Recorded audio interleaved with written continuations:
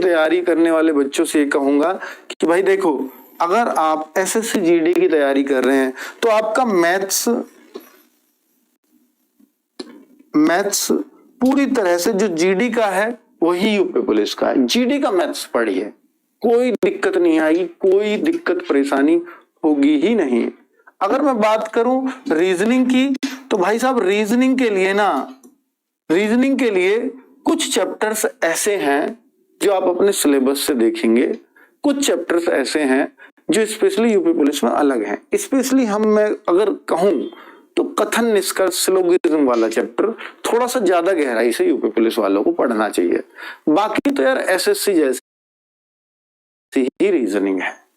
इसके लिए हम आपका मिनी मॉक भी चलवा देंगे, हम आपके लिए एक स्पेशली प्रैक्टिस सेट्स भी संदीप सर के द्वारा चलवा देंगे, ताकि आपको कोई समस्या जीडी वाले बच्चे को भी ना हो, है ना। तो रीजनिंग, और अब आप करें हिंदी। बच्चों हिंदी भी ना यार, एसएससी जीडी की हिंदी में भी बहुत फर्क है।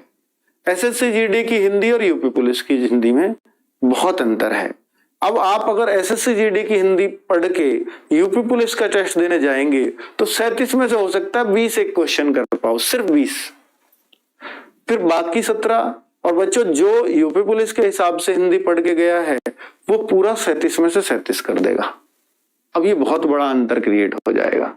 तो यहां क्या करें, तो बच्चों इसके लिए हिंदी के यार लिए 1 घंटा अलग से देना ही पड़ेगा, अगर आप यूपी पुलिस के साथ ये करना चाहते हो एसएससी जीडी, है ना। हालांकि ये बहुत दिन का कोर्स नहीं है, 30-35 दिन में यूपी पुलिस की हिंदी भी करी जा सकती है कवर। अगर अब देखें तो बचा क्या, जीएस। तो जीएस जो आप एसएससी का पढ़ रहे हो लगभग वैसा ही है, क्योंकि हिस्ट्री बदलेगी नहीं, ज्योग्राफी बदलेगी नहीं, साइंस बदलेगी नहीं, इकोनॉमिक्स बदलेगी नहीं, पॉलिटी बदलेगी नहीं, वो सब वहां भी पढ़ते हो, यहाँ भी पढ़नी पड़ेंगी।